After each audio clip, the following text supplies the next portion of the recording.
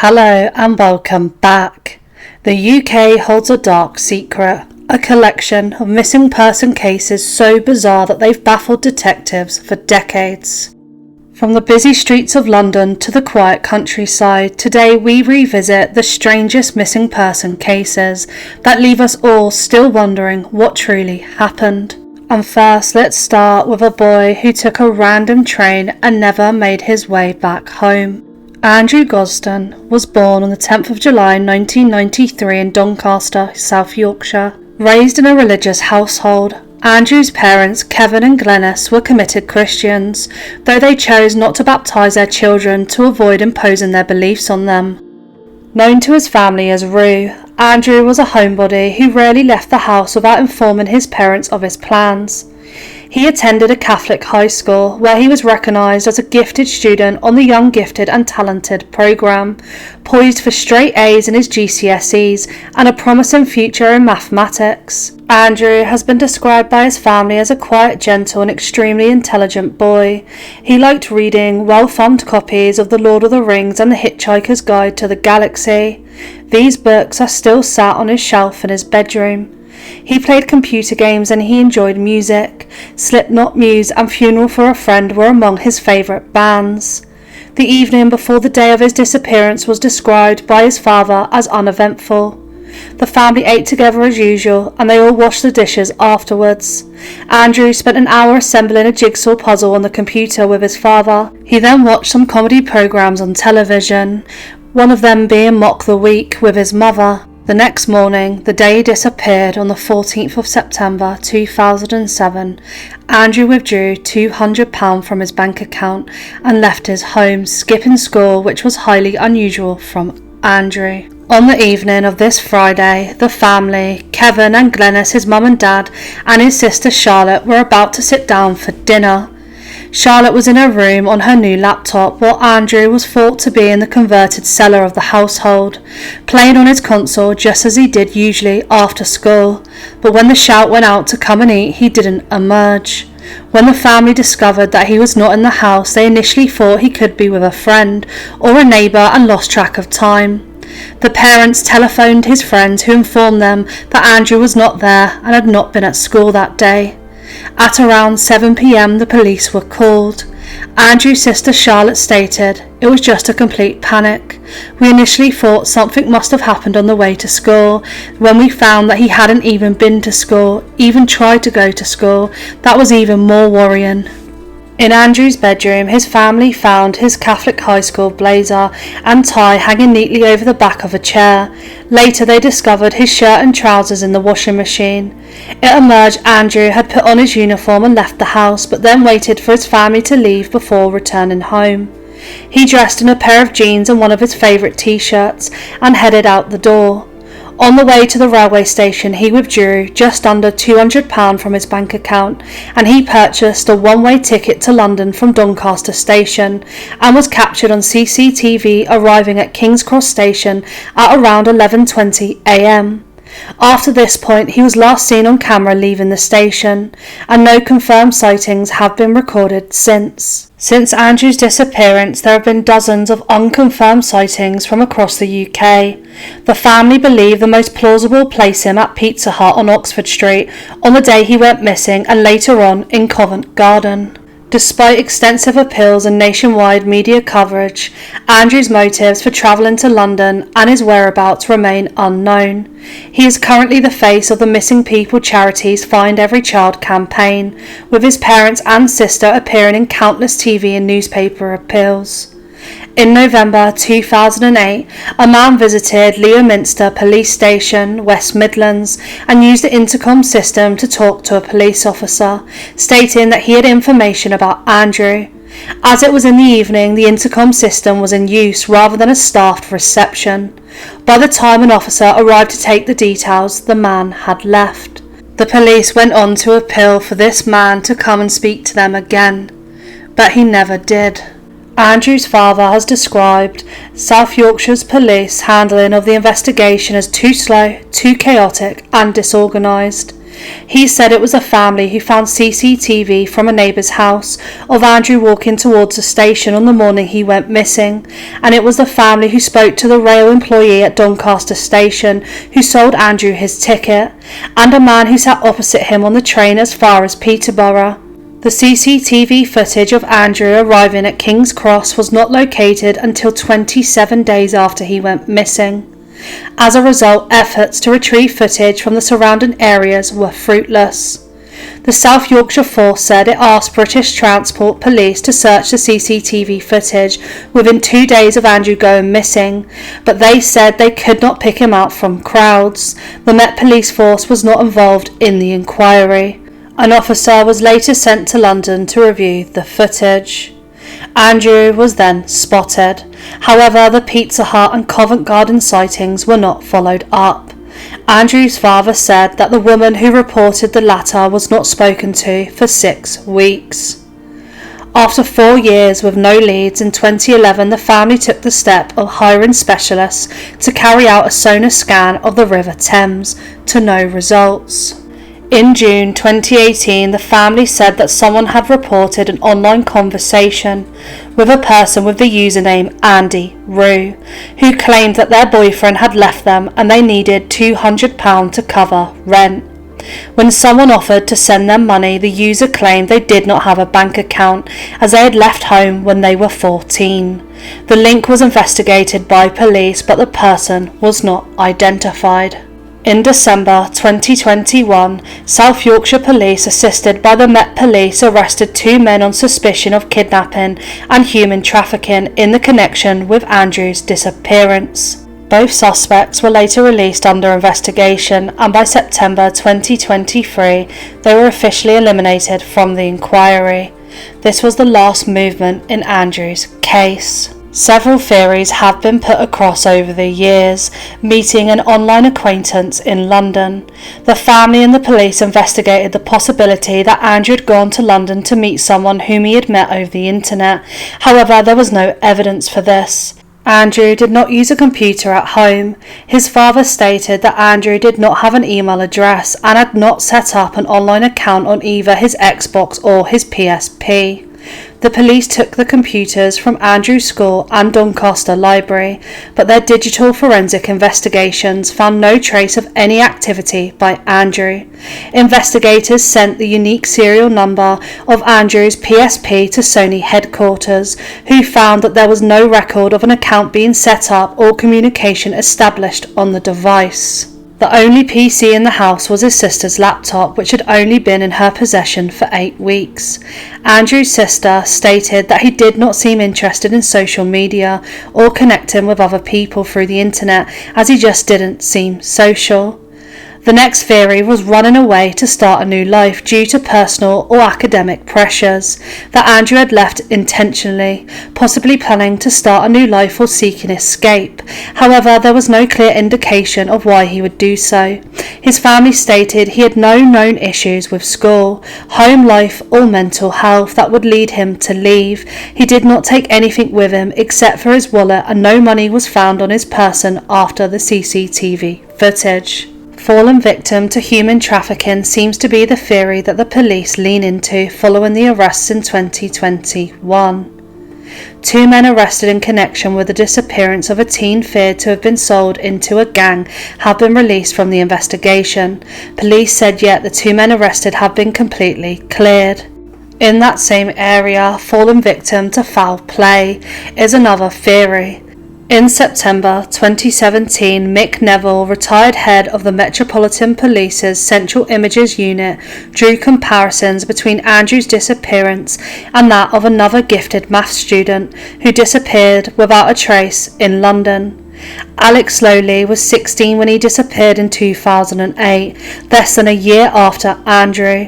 When Alex disappeared, he was thought to have been on his way to Islington, which is 2 miles from King's Cross Station. Mick Neville said, "It raises the question on whether there is a serial killer on the loose. The potential links between these cases need to be recognised." The last most talked about theory is Andrew experiencing sudden distress or panic in a big city or a mental health crisis. The investigation moved on to trying to establish why Andrew had decided to go to London. An early theory put forward by the family was that Andrew had decided to go sightseeing.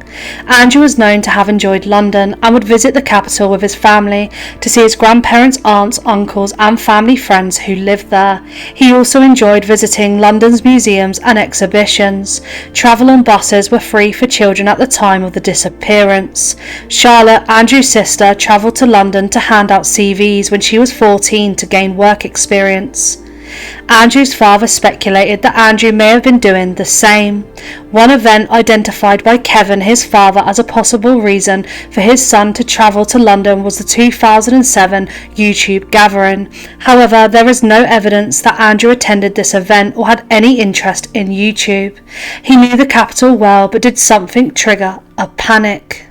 None of these theories have been conclusively proven, and each raises as many questions as it answers. The disappearance has left a huge void in the family's life. Writing on what would have been Andrew's 29th birthday, his father Kevin expressed that despite years without answers, he has not lost hope of reunion. Kevin described the absence of his son as a huge hole in their lives and emphasised the importance of holding on to hope for Andrew's safe return. The next case is not a case so well known. A mother of two, Marsha Wray, went missing on the 24th of January 1997. She was 38 years old and a nurse. She vanished after dropping her children at school in Harrogate. Despite extensive inquiries and renewed reviews over the past quarter century, her fate remains unknown, and her case sits with Yorkshire's most enduring mysteries.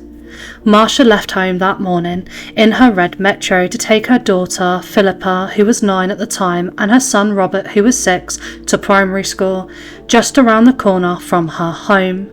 Neither the children nor any witnesses saw her after she kissed them goodbye. In the days that followed, her Metro was spotted at Nidge George and later recovered in Leeds. These movements have never been fully explained.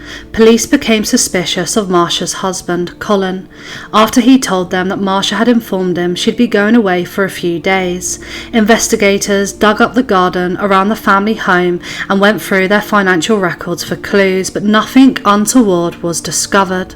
Colin has always maintained his innocence and cooperated fully with the inquiry, even giving DNA samples and the family's medical records to detectives.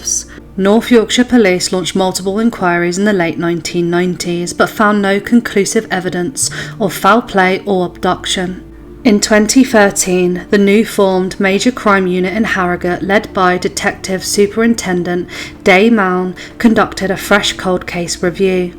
Officers hoped modern forensic methods and renewed public appeals would unlock new information, yet the officers acknowledged that no vital evidence had emerged despite the determination. They urged anyone with even seemingly minor details to come forward. Though the investigation remains officially open, North Yorkshire Police have not issued a fresh appeal since the 2013 review. The Cold Case Review team confirms reviews but emphasises that the search for definitive proof of what happened to Marsha has thus far been unsuccessful. The absence of new leads leaves both law enforcement and the Wray family in a state of unresolved uncertainty. Lee Boxell is another young boy who went missing from London. Lee Darren Boxell was 15 years old and from the borough of Sutton in London. He vanished without a trace on the 10th of September 1988. Last seen on Sutton High Street at around 2:20 p.m. His disappearance has baffled investigators and generated decades of unanswered questions. Lee was remembered by his father as a warm-hearted and caring teenager, always ready to lend a hand to others. He was described as a lovely boy and very kind, who would always help anybody who needed it. He spent time playing with younger children on the green and was the first to go to their aid if anyone got hurt. Friends recall him as sociable and good-natured, traits that made his disappearance all the more tragic. On the morning of the 10th of September 1988, Lee left home to meet a friend at 11 a.m. in Sutton. The pair spent a couple of hours window shopping before parting ways about 1 p.m. Football-mad Lee then told his friend he may head to Selhurst Park to watch a Charlton Athletic vs Millwall match. Instead, the final confirmed sighting placed him outside a Tesco on Sutton High Street at 2:20 p.m, making it improbable he reached the stadium in time for kick-off. Lee's parents first became aware he was missing on the evening of that Saturday night, when he never returned home for his evening meal and could not be reached by phone. It was later that same night that the family formally reported him missing to the police. The Met Police launched an extensive inquiry, issuing national appeals via Crime Watch and at football grounds, yet no confirmed sightings emerged beyond that 2:20 p.m. spot. Officers traced Lee's movements, interviewed dozens of witnesses and examined transport records, but the trail went cold by the evening on the day he vanished. In 2012, there was some movement in the case. A new witness disclosed that Lee had attended an unofficial youth club at St Dunstan's Church in Cheam, known locally as The Shed, on the afternoon of his disappearance. The club's organiser, William Lambert, a gravedigger later jailed for SA on young girls during the mid-1980s, became a central figure in the inquiry. Rumours that Lambert boasted of burying Lee prompted a full archaeological excavation of the churchyard in 2012 and 2013, marking the largest dig of its kind by the Met Police. No human remains or evidence related to Boxell were recovered, although it was difficult as they weren't allowed to dig up, obviously, the whole graveyard. A rumour that emerged was that Lee was actually buried with someone else. Lambert, who was 85, was arrested on suspicion of his murder, but later released without charge. Former detective Mark Williams Thomas, who is looking into the case, has now named him as the man he believes murdered Lee. He said, "I believe that on the day Lee disappeared he witnessed something, and Lambert could not trust him to keep quiet, so he was silenced." Following the Shed Lee, detectives arrested 3 men aged 78, 52 and 41 in 2014 of suspicion of murder, conspiracy to pervert the course of justice and indecency with minors. A 42-year-old woman was also detained. They were all released without charge, leaving the greatest breakthrough in 8 years to rest without resolution. In 2018, a Scotland Yard spokesman confirmed that cold case detectives had interviewed a potential witness and new information was being investigated that could lead to Boxell's remains being found. The following year, Boxell was featured in a missing person campaign promoted by Italian football clubs AS Roma. Another major theory is linked to Brian Lunfield, a serial S-offender on children who had recently been arrested for the 1968 murder of Roy Tuthill. Roy had been abducted from a street in Chesington, less than 4 miles away from Sutton, where Lee was last seen. Lee's mum dismissed the link, stating that she believed Field was in prison from 1987 to 1990. However, this is inaccurate, as although Field was convicted in 1986 of the abduction of 2 boys in his car and given a 4-year sentence, he did not serve the whole sentence and was released in 1988, the same year that Lee disappeared.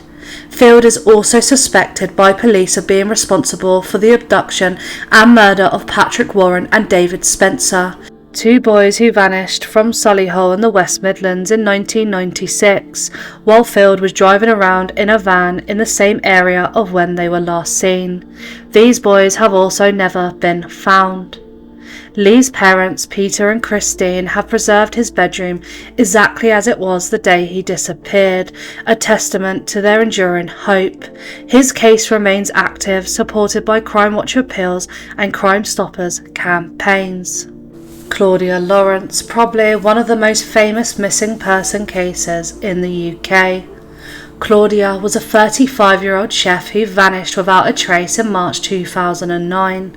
Her disappearance remains one of the United Kingdom's most perplexing unsolved mysteries during public fascination and extensive investigative effort for over a decade.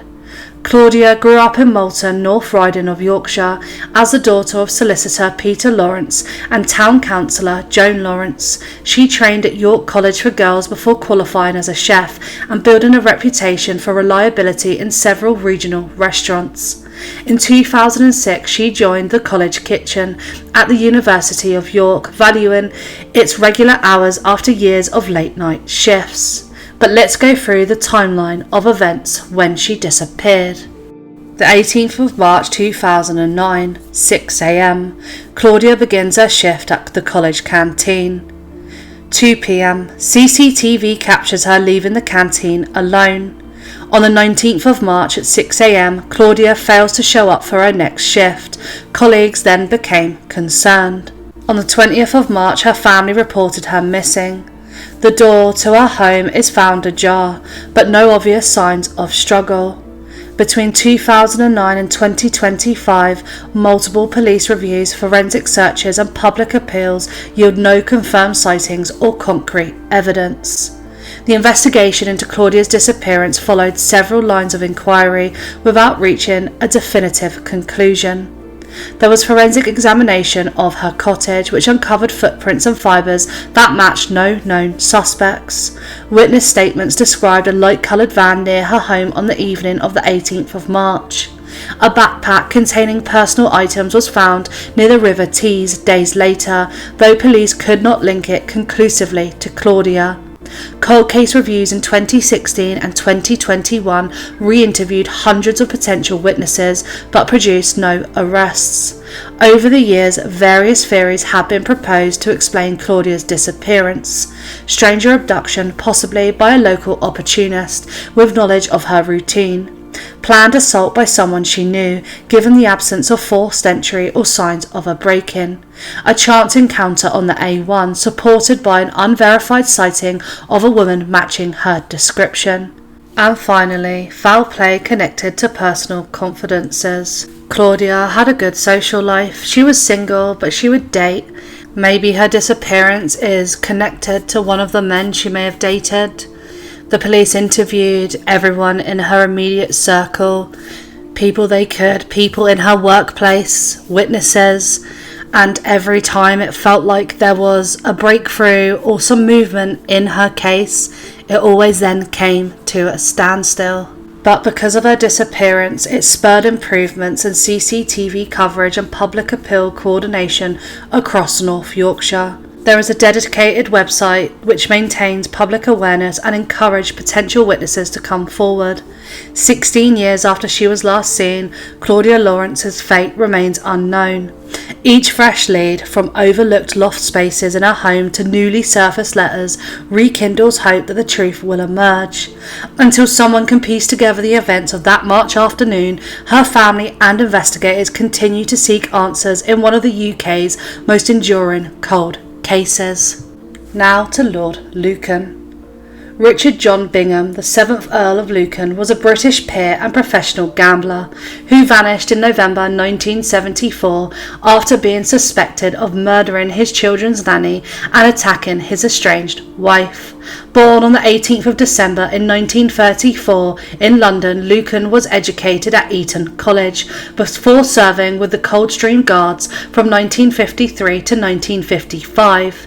He inherited the earldom in 1964, married Veronica Duncan in 1963 and fathered 3 children. Known for his expensive taste, he left a London merchant bank to gamble full-time at exclusive clubs in Mayfair. Despite an early attempt by his wife at reconciliation, by that point all Lucan wanted from the marriage was custody of his children. In an effort to demonstrate that Veronica was unfit to look after them, Lucan began to spy on his family. His car was seen parked in Lower Belgrave Street, later employing private detectives to perform the same task. He also canvassed doctors who explained that his wife had not gone mad, but was suffering from depression and anxiety. Lucan told his friends that nobody would work for Veronica. She had sacked Jenkins, the children's long-term nanny, in December 1972. Of the series of nannies employed in the house, one 26-year-old, Stefania Sawicka, was told by Veronica that Lucan had hit her with a cane and had on one occasion pushed her down the stairs. The Countess apparently feared for her safety and told the nanny not to be surprised if he kills me one day. To defend herself against Lucan's claims about her mental state, Veronica booked herself into a 4-day stay at the Priory Clinic.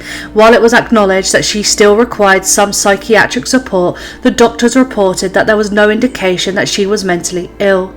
Lucan's case deepened on Veronica's being unable to care for the children, but at the hearing he was instead forced to defend his own behaviour towards her. Losing the court case proved devastating for him. It had cost him an estimated £20,000 by the late 1970s. His financial position was dire. As he drank more heavily and started to chain smoke, his friends began to worry. On the night of the 7th of November 1974, nanny Sandra Rivet was bludgeoned to death in the Lucan family home at 46 Lower Belgrave Street. Lady Lucan survived the attack and fled head to toe in blood to the nearby Plumber's Arms, identifying her husband as the assailant before officers found Sandra in a canvas bag. Lord Lucan disappeared in the early hours of the 8th of November 1974. His car was later discovered at New Haven on the south coast. Blood staining was found in the car and a lead pipe stashed in the boot. An extensive manhunt ensued, combining tracker dogs, police searches of marinas and cliff tops, and appeals to the public for information. Although it seems obvious that Lord Lucan attempted to take his wife's life and actually took the nanny's life because it was dark in the basement, it's actually not that simple, as there's so much contradicting evidence in this case. While his fingerprints were not found at the scene, his assertions make no provision for the lead pipe discovered in the boot of his car. The claims by some that he discussed murdering his wife, or the lack of viable suspect for the man he claimed to have seen fighting her. There was no sign of a forced entry, and officers attempting to demonstrate that Lucan could have seen into the basement kitchen from the street could only do so by stooping so low to the pavement. But on the other hand, some traces of Lady Lucan's blood were found in the basement, the rear garden, and on the canvas sack used to store Sandra's body. This may have been due to contamination at the scene. The man Lucan claimed to have seen could not have left through the basement's front door, as it was locked. No signs that the man left by the ground level front door were discovered, and no witnesses reported seeing any such person near 46 Lower Belgrave Street. In contrast to his defenders, the national press were almost unanimous in their condemnation of Lucan. Their lead writers ignored the risk of libel and identified him as Sandra's killer. Over the decades, theories about Lucan's fate have ranged from a carefully planned escape abroad, possibly aided by wealthy friends, to taking his own life off the English coast. Many of his friends said he had done the honourable thing and fallen on his own sword. A detective who led a new investigation into Lucan's disappearance 32 years after the murder told the Telegraph that the evidence points towards the fact that Lord Lucan left the country and lived abroad for a number of years. There has never been any confirmed sightings of him, which fueled endless rumours of his hiding in countries as varied as Australia, South Africa, or even the Caribbean. Lucan was legally declared dead on the 27th of October 1999, with an official death certificate issued in 2016. There has been no movement in the case, and since his disappearance, each year more theories emerge. Suzy Lamplugh is who we look at next. Suzy was a 25-year-old British estate agent whose mysterious disappearance in 1986 shocked the nation and sparked one of the most extensive missing person investigations in UK history. Her case remains unsolved, but her legacy lives on through the Suzy Lamplugh Trust, a pioneering organisation dedicated to personal safety and the protection of lone workers. On the 28th of July 1986, Suzy left her office in Fulham, London, to show a property at 37 Shorrods Road.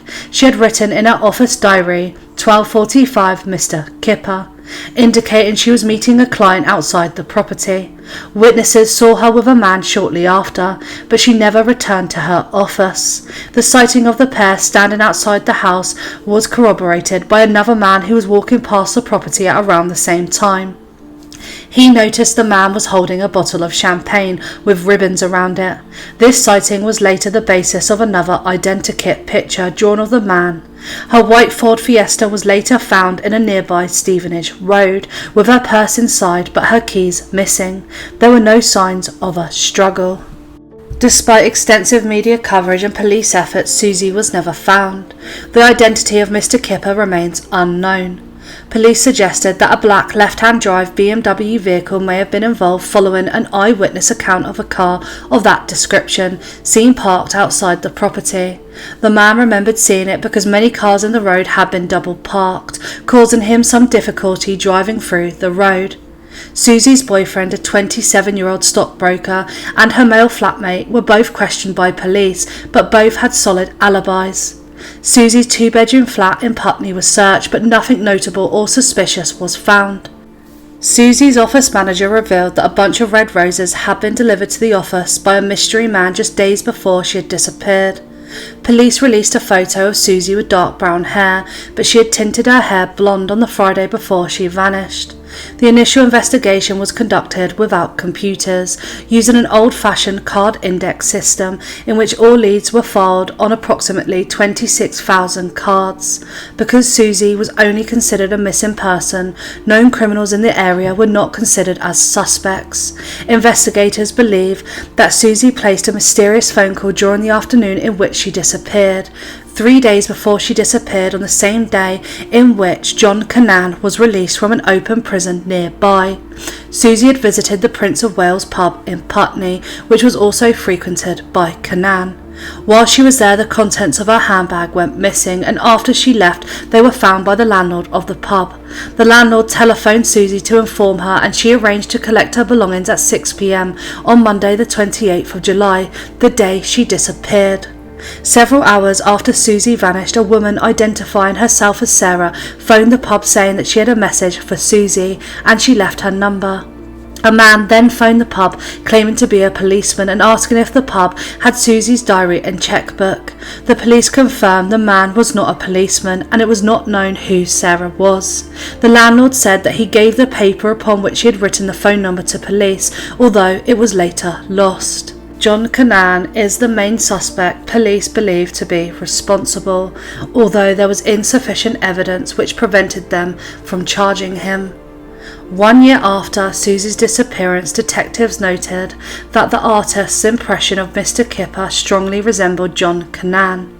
He was a convicted arer and later abductor and murderer who had been residing in a nearby prison hostel outside Wormwood Scrubs at the time of Suzy's disappearance. In 1980, he had arred and beaten his girlfriend when she tried to leave him, and he arred a shopkeeper at knife point in 1981.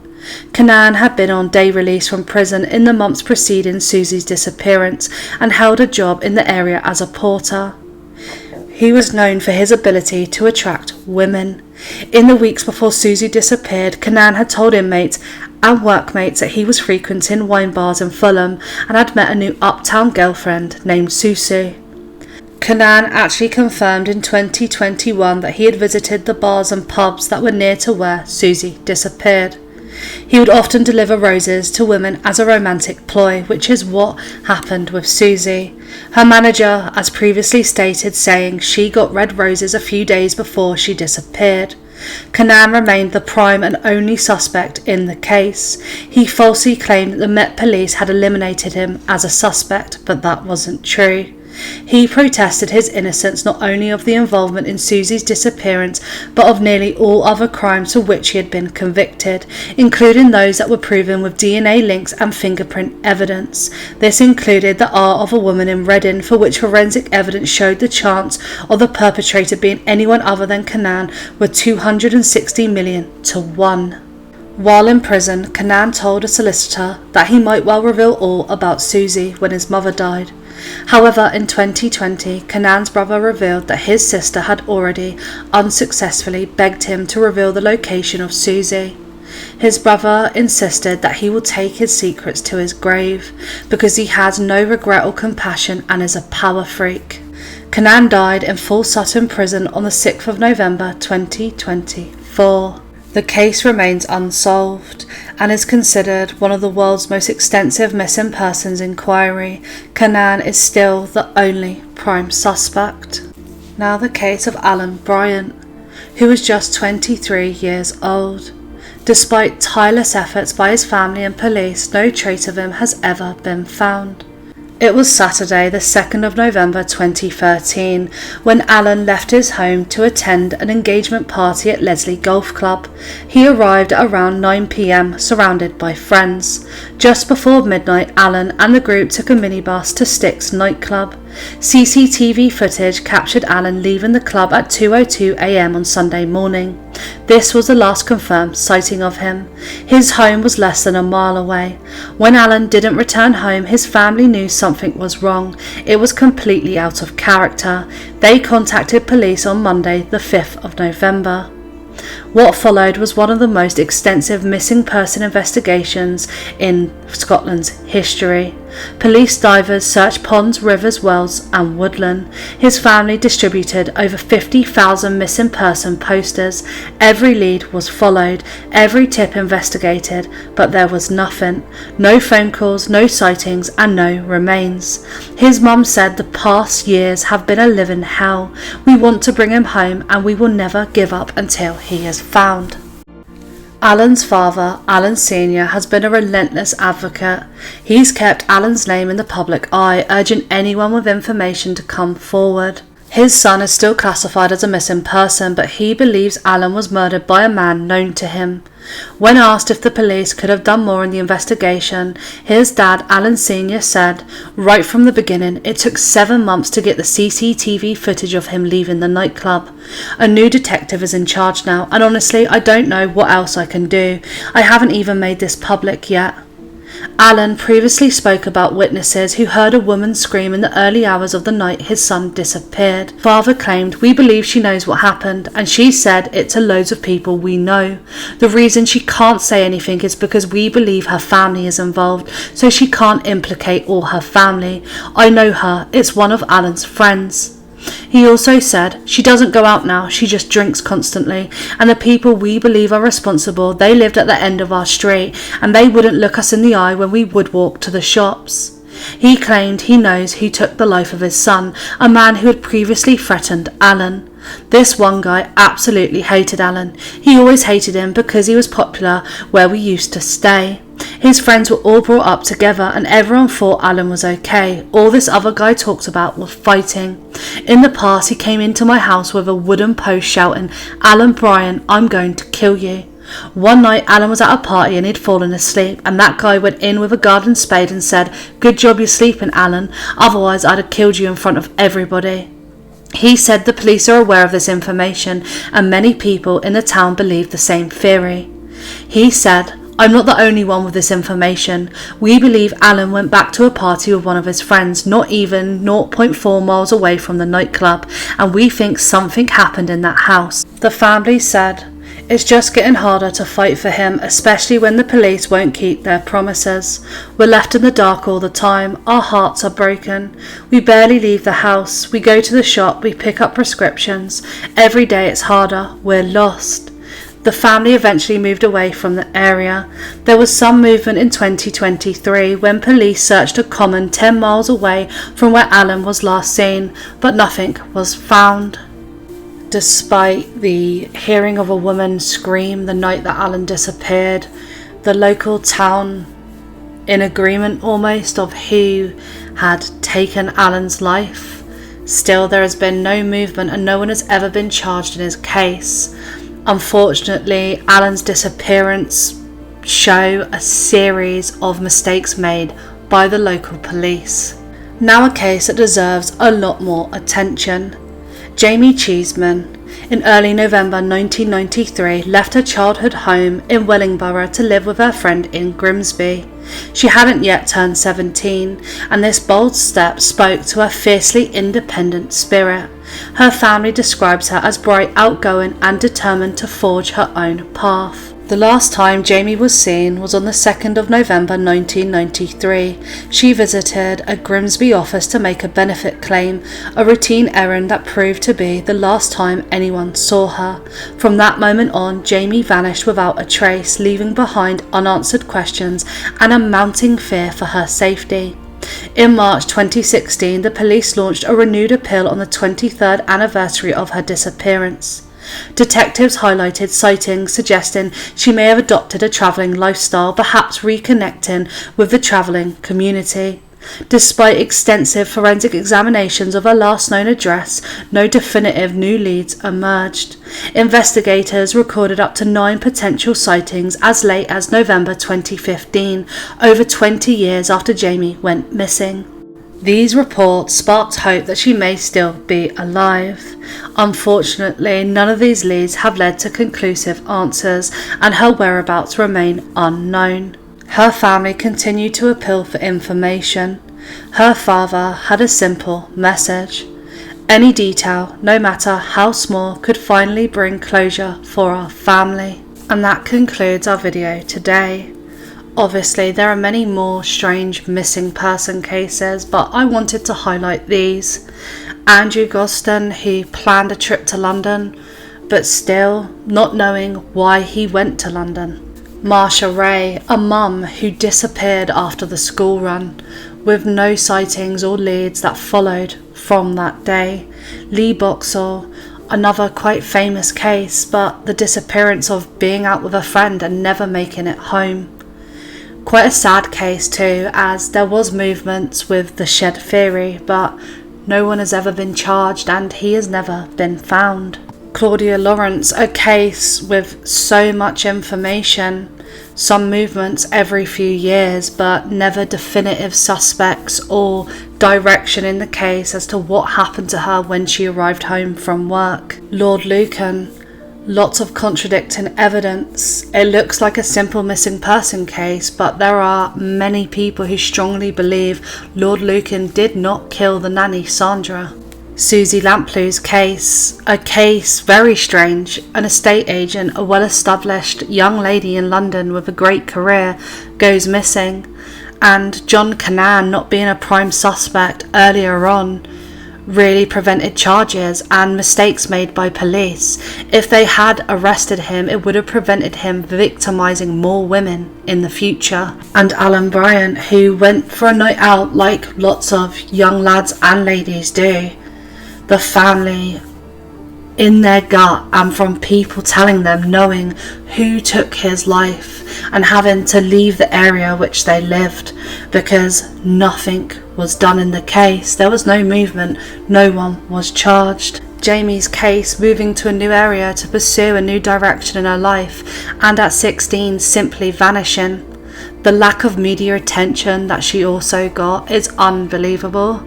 The fact that years later there were sightings of her in November 2015, 20 years after she vanished, and still this led to no movement in her case.